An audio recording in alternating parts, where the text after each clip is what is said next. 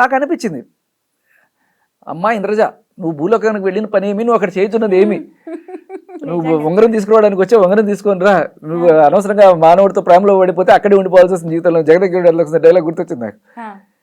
ఎందుకు ఇలా అమ్మాయి చేసుకుంటుంది అనుకుంటే దట్స్ హర్.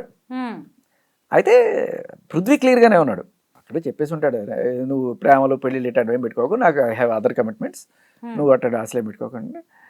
ఫీలింగ్ వచ్చింది, నేను దాన్ని ఇప్పుడు నేను చంపుకోలేను లేకపోతే ఇంకోటి అలా ఉన్నాళ్ళు ఉంది. ఇప్పుడు ఇప్పుడు ఎలా ఉంది కండిషన్? అది ఇప్పుడు మారదు. నిజమా? పృథ్వీకి కూడా ఇష్టమే, ఓకే. కానీ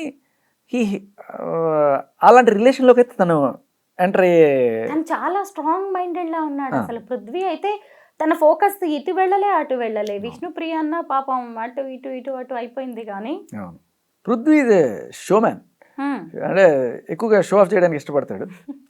స్టైల్స్ కొట్టడం, వాకింగ్, హెయిర్ స్టైల్ మాత్రం అసలు మార్చలేదు. అది మంచి ఒక వారియర్ లుక్ ఉంటుంది. But Prithvi is very strong guy, and at the same time అమ్మాయిని ఎక్కడ బాధ పెట్టకుండా, అంటే నొప్పించక తప్పించుకు తిరిగివాడు ధన్యుడు సొంతి అన్న టైప్లో మనోడు మేనేజ్ చేసుకుంటూ వచ్చాడు. తనకి ఇష్టమే, కానీ